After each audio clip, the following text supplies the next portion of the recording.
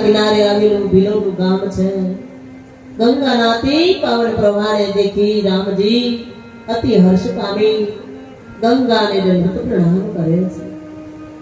સુમંત તેમજ લક્ષ્મણ અને સીતાજી પણ ગંગા મૈયાને પ્રણામ કરે છે અને રામજીના મુખેથી ગંગા મૈયાનો મહિમા સાંભળે છે. ગંગા મૈયાનો મહિમા સાંભળી ત્યારબાદ સુવેદપુરમાં રામ પધાર્યા છે.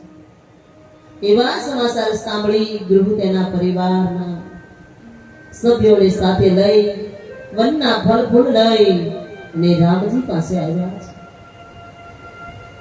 હરિ દંડવત શ્રી રામ જય રામ જય જય રામ. હરિ દંડવત શ્રી રામ જય રામ જય જય રામ. શ્રી રામ જય રામ જય જય રામ.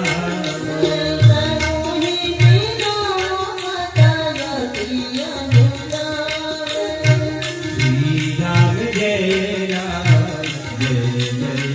જય રામ જય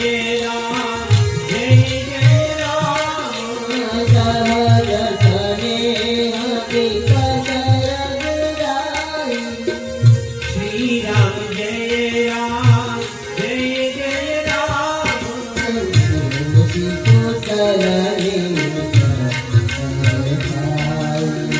શ્રી રામ જય રામ જય જય રામ.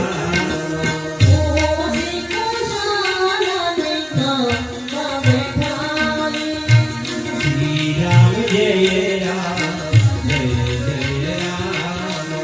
સુમંત તેમજ રામ લક્ષ્મણ જાનકી ઉભા છે ગંગા કિનારે. ગૃહે દૂર રેતીમાં ફળફૂલ મૂકીને પ્રણામ કર્યા અને કહ્યું, મહારાજ, એક પાપી અને અધમ તમારે શરણે આવ્યો છે. ગૃહની આંખમાં આંસુ જોઈ પ્રભુ ગળ્યા અને ગૃહને ગળે લગાવી દીધો. ગૃહ આજે ધન્ય બની ગયો. ગૃહ કહે, મહારાજ, આપે મને જ્યારે અપનાવી લીધો છે તો આપને એક પ્રાર્થના કરું. આપ મારા નગરમાં પધારો.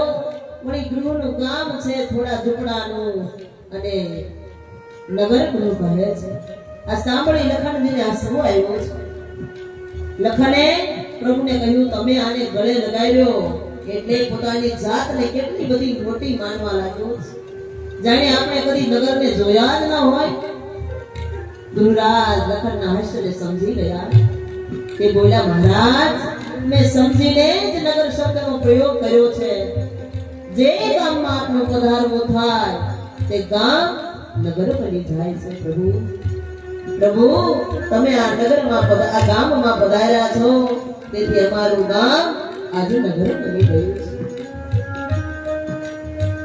અવધ મહાજા રામ નિવાસુ, કહી દિવસ જા ભાન પ્રકાશ. જ્યાં રામ હોય ત્યાં જ અવધ હોય, જ્યાં સૂર્ય હોય ત્યાં જ પ્રકાશ હોય. આજે આપના વગર અયોધ્યા ઉત્કટ થઈ ગઈ છે. પ્રભુ, જ્યારે મારું ઝૂંપડાનું કામ નગર બની ગયું, માટે આપ મારા નગરમાં પધારો. રામજી કહે, ગુરુભાઈ, અમારા પિતાજીની આજ્ઞા કંઈક જુદી છે.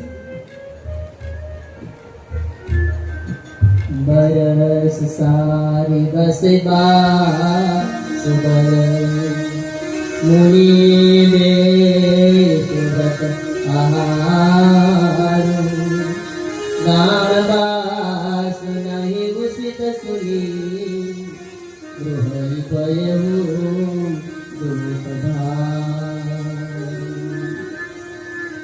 રામજી કહે, ગુરુભાઈ, અમારા પિતાજીની આજ્ઞા કાંઈક જુદી છે. પિતાજીની આજ્ઞા મુજબ મારે 14 વર્ષ મુનિઓના વ્રત અને વેશ ધારણ કરી વનમાં નિવાસ કરવા. એટલે ગુરુ, મારાથી તારા ગામમાં આવી નહીં શકાય. પરંતુ પ્રભુ, મારા ગામના નાકે એક શીશમનું ઝાડ છે. તેની નીચે હું સુંદર મજાની કુટિયા બાંધી આપું એમાં આજની રાત આપ મુકામ કરો પ્રભુ. રામ ગુરુને કહે, ગુરુ અમને રોકવાનો શા માટે આટલો બધો આગ્રહ રાખો છો? ગુરુ કહે, મહારાજ મારા ગામના લોકોને આપના દર્શન થાય. ગુરુ બધા ભીલોની રાહ જોઈ ઉભો છે. બધાને જોઈને બૂમો પાડવા લાગ્યો છે, આવો આજ આપણો ઉદ્ધારક ઈશ્વર આવ્યો છે, આવો. ગુરુની બૂમ સાંભળી લોકોએ દોટ મૂકી છે. તેમને ખબર ના હતી કે ભગવાનને શું ધરાવાય. જેની પાસે જે હતું તે મૂકી દીધું છે. કોઈની પાસે ફળ ફૂલ હતા તો ફળ ફૂલ મૂકી દીધા, કોઈની પાસે લાકડા હતા તો લાકડા મૂકી દીધા. અહીંયા કોઈ વસ્તુની નહીં પણ પ્રભુની ભાવનાની જરૂર છે. રામ હી કેવલ પ્રેમ પિયા. શ્રી રામ જય રામ જય જય રામ. રામ હી કેવલ પ્રેમ પિયા. શ્રી રામ જય રામ જય જય રામ. જાની રે કોની જાનની મારા. શ્રી રામ જય રામ જય જય રામ. જાની રે કોની જાનની મારા. શ્રી રામ જય રામ જય જય રામ. અહીંયા કોઈ વસ્તુ મૂકી દીધી હોય એનો કોઈ વસ્તુનું કાંઈ હતું નહીં, પરંતુ અહીં સાચા ભાવની જરૂર છે. શ્રી રામચંદ્રજીને કેવળ પ્રેમ જ પ્રિય છે. જે ઓળખનારા હોય તે જ ઓળખી લે છે. પછી પ્રભુએ કોમળ વચનથી સર્વ વનવાસીઓને સંતુષ્ટ કર્યા છે. રાત્રિ થઈ, પ્રભુએ દર્ભની પથારી પર શયન કર્યું. ત્યારે ભીલોને આદેશ અપાયો કે તમે બધા ચારે તરફ તીરકામઠા લઈ ફેલાવી જાઓ અને કોઈ હિંસક પશુ ભગવાનની નિંદ્રામાં વિક્ષેપ ન પાડે તેનું ધ્યાન રાખજો. આ વાત ગુરુને ખબર હતી, ભીલોને નહીં. અવધવાસીઓ જ્યારે તમસા કિનારે સૂઈ ગયા ત્યારે રામ નીકળી ગયા હતા. ત્યાર પછી ગુરુ રાજાને અને લક્ષ્મણજીએ આખી રાત્રિ જાગરણ કર્યું છે. ત્યાર પછી લક્ષ્મણજીએ ગૃહ રાજાને કહ્યું, સખા પરમ પરમાર્થ એ જ છે કે મન કર્મ વચનથી શ્રી રામજીના શરણોમાં પ્રેમ કરવો. રામ બ્રહ્મ છે. આમ લક્ષ્મણજી અને ગૃહ રાજા આખી રાત્રિ પુચાર કરે છે. બ્રહ્મ મુહૂર્તમાં રામજીએ ઉઠી નિત્ય કર્મ પોતાનું કર્યું. ત્યાં તો બધા ભીલો ભેગા થયા. રામજીએ ગુરુને કહ્યું, તમે હવે વડલાનું દૂધ મગાવી આપો. ભીલોએ વડલાના પાનમાં વડલાનું દૂધ લાવીને રામજીને આપ્યું છે. પ્રભુએ ગંગાના કિનારે જઈ એ દૂધ માથાના વાળમાં